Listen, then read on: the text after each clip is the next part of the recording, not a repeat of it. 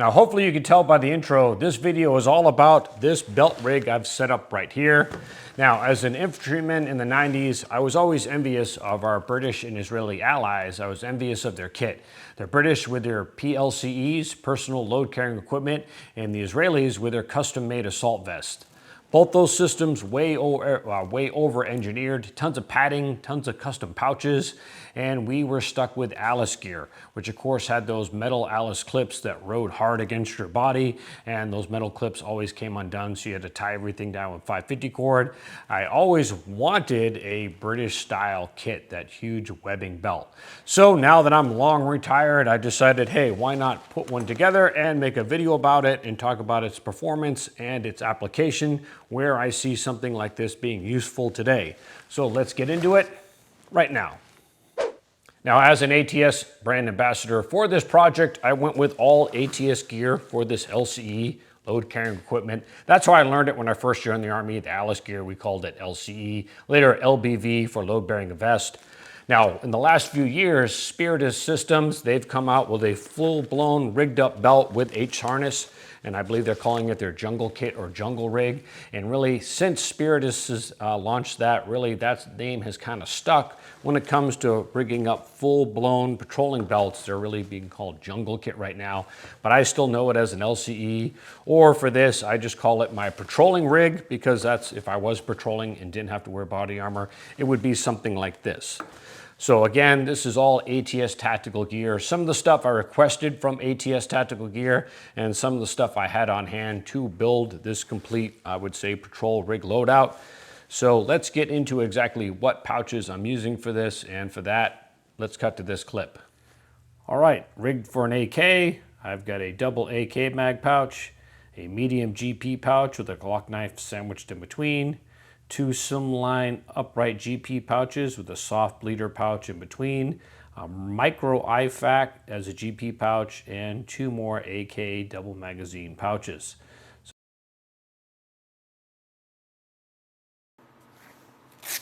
Now, these AK double magazine pouches, the flap actually comes off and it can be readjusted to fit 2 AR mags. And adjust it. Tuck the back of the flap in, it will Velcro to the inside of the pouch, and it's now set up for ARs.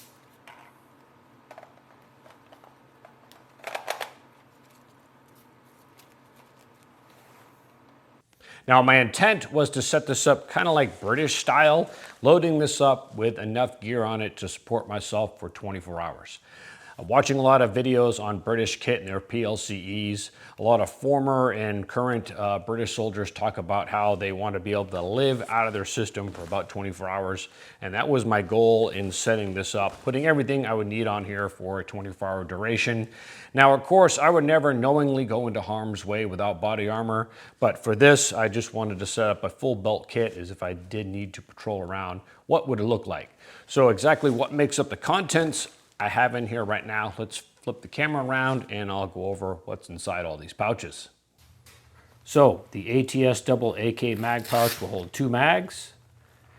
Now in the GP pouch, just to put some stuff in here and give it some context, I've got a little survival kit. That's a little mini weapons cleaning kit right there. Now in the slimline upright GP pouch, it will hold a full Nalgene bottle. Now this soft bleeder pouch is a tearaway, so I can reach it with either hand. And of course another slimline GP pouch with a Nalgene bottle. This one also has a cup in it. And ATS also offers your standard GI canteen pouches. I specifically requested Nalgene bottle pouches.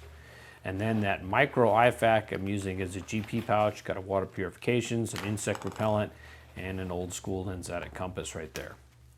And then because I'm a lefty with the rifle, my reload is with my right hand, that's my support hand. I've got 4 more AK-47 magazines, and they are adjustable with this little retention band. All right, so this is the closest you're gonna see me to LARPing, live action role playing. Now this full battle loadout, my ATS plate carrier with this entire patrol rig belt, definitely would be overkill for a lot of the missions that I went on in Afghanistan, Special Forces, short duration missions. The longest we're on the ground was 3 days, on average maybe 2 days, and that's if we did an air infill. A majority of the missions that we did were vehicle infill, less than 24 hours, and really this is overload for those missions that we were on. Not to mention most of your American military vehicles that are up armored for IEDs and mines, like your MATVs and your RGs, you wouldn't even fit in a lot of those vehicles with this giant belt kit on. There's just not enough room. So where I see this being applied is on those air infill missions. We were going to be on the ground for at least 36 hours. A rig like this over wearing an assault pack, which is of course what I ran at the time. And as every Afghanistan veteran knows, wearing an assault pack over body armor, no matter how you pack it, no matter what size it is, it's a miserable experience. And with a belt kit or a LCE, low carrying equipment, jungle rig, whatever you want to call this setup, it definitely distributes the weight a lot better. And I could see this being used in Afghanistan. Had I thought about this type of setup at the time during my last tour in 2015, I definitely would have at least tried this setup at least once, maybe on a mission, to see if it was practical. Now, if you notice, this war belt is a size medium, and many would say it's too small. It doesn't wrap all the way around to the front. If I was wearing it as a standalone belt, yes, it's a little too short, but I've got it set up Brit style, like their PLCEs, which the British Army, they've never worn their pouches in front of their hip bone. If you look at old photos from the 90s when we wore the ATS gear, we wore our ammo pouches in front of the hip bone, which yes, we did lie in the prone on them. This is set up British style to allow a gap in the front, and it works well with body armor because now I can bend it forward at the waist and I can lay in the prone. I don't have pouches crushing me right here. So I deliberately set this up with a smaller war belt to have this gap right here. Again, it's set up a British style. But with this loadout right here, including my rifle, this loadout gives me 6 mags on my belt, 6 mags on my plate carrier here, and 1 in the gun. So I have 12 mags on me. And the way this is rigged right now, I would have 3 quarts of water. Now I do have 2 IFAKs on here. If I was going to wear this into combat, maybe change out the IFAK that's on the back of the belt for another GP pouch. And I could sustain myself easily for 24 hours with this rig right here. So this is something definitely more akin to full-blown combat, and that's why you see a lot of Ukrainians wearing a rig like this. Fully rigged up plate carriers with fully rigged up belts. Call them patrol rigs, call them jungle rigs, whatever you want. But yeah, fully loaded up belts like this. So this would be a true war loadout. Am I going to wear this now? No, after 26 years in the Army, I'm well past wearing kit full time. But just experimenting, yeah, I think this could be a very practical loadout. And again, it's being proved by the British. They rolled this way all the time. And again, your Ukrainians who are fighting in combat right now. So let's talk practical application and a system like this. And you got to look at it from 2 different perspectives.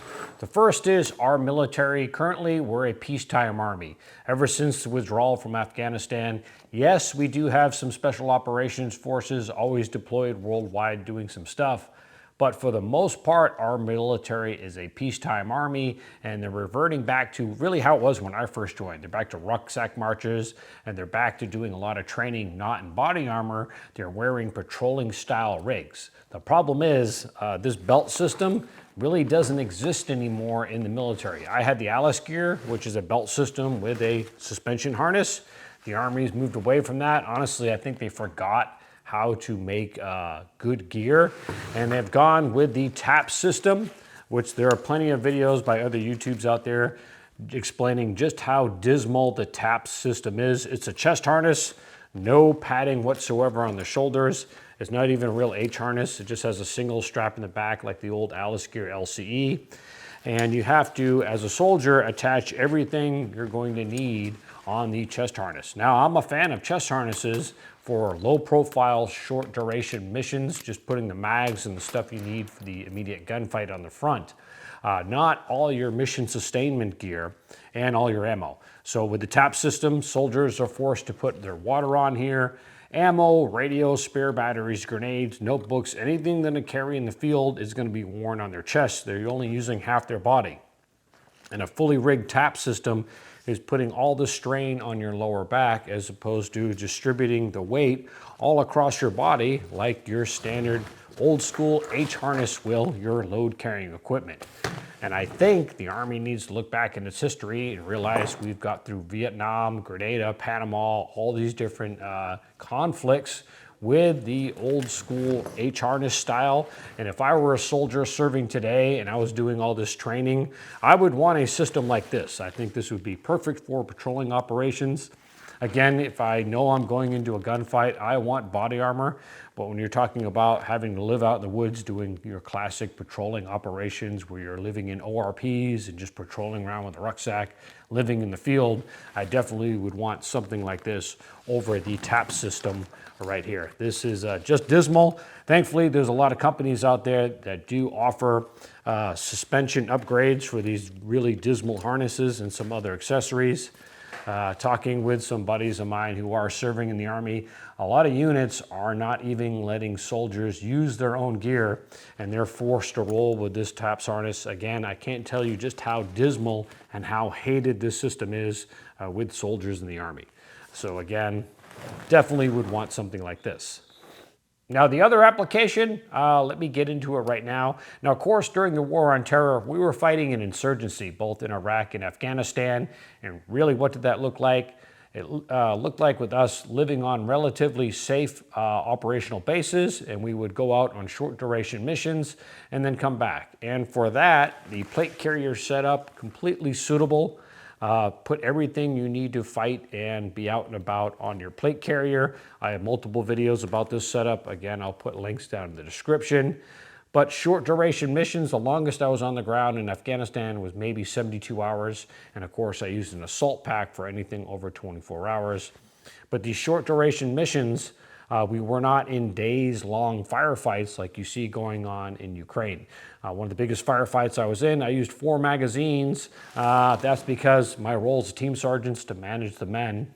And we had a ton of heavy weapons attached to us via our vehicles. We had miniguns, 50 cals, Carl Gustavs. So when it came to laying down suppressive fire, we used those heavy weapons. There was no need for me to go through mag after mag after mag. But I went through 4 mags in one firefight, and that was half my basic load. And that firefight just lasted in the morning. It was about 4 or 5 hours. Now, you look at Ukraine, full-blown warfare, where they're having to clear wood lines, fight their way up to trenches, fight their way through trenches, fight in urban areas.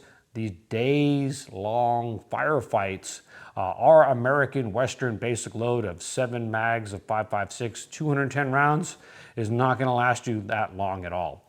And if you look at a lot of the footage out there, these Ukrainians are wearing full-blown plate carriers and fully rigged up belts, whether you want to call it your patrolling rig or your war belt, and they're carrying over a dozen mags each, because a large part of a firefight, yes, we all want to be one shot, one kill, is laying down suppressive fire. And when you don't have vehicles, you don't have heavy weapons assigned to you, like in Ukraine, it's infantry on infantry, it takes a lot of suppressive fire just to maneuver. I can easily see, and there's plenty of video evidence of Ukrainians going through 4 or 5 mags just to maneuver in on the enemy before they're actually getting effective shots on target. So just imagine that, doing that all day long over a 24, 36, 72-hour period. They need to carry a lot of gear and a lot of mags and a lot of ammo.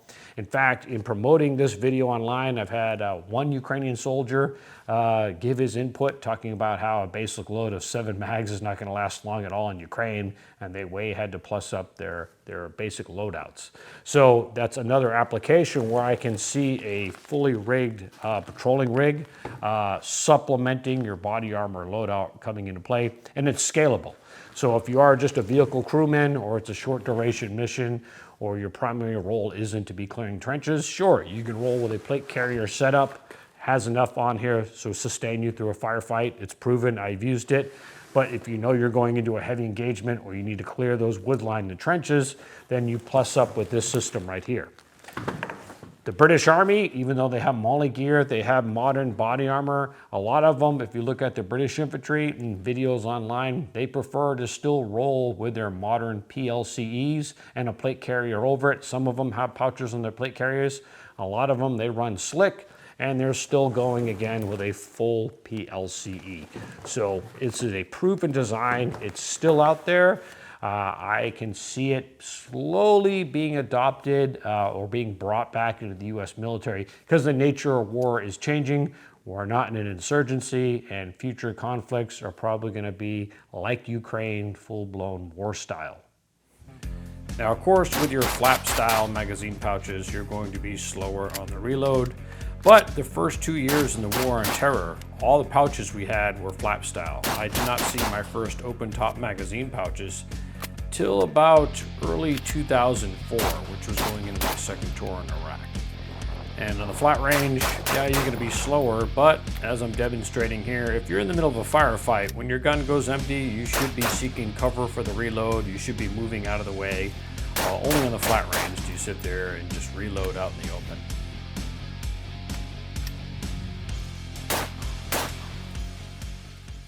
So there it is, my full-blown patrolling belt rig. Honestly, this has been a fun project putting this together, but I'm retired out of the Army now. I've been retired for going on almost 6 years now. So the chances of you seeing me out at the range wearing this kit is probably slim to none. In fact, I think I'm gonna give this to my son who is serving on active duty. I'm sure he's gonna find some use for this, whether it's in training or on one of his numerous deployments. He's still deploying. There's still stuff going on for the American Army. Not like it was in Afghanistan, but there's still some stuff out there. So I think I'm gonna give this to him to rock. But as always, hopefully you found this video informative and entertaining. I'm Jeff Gerwich. Thanks for watching.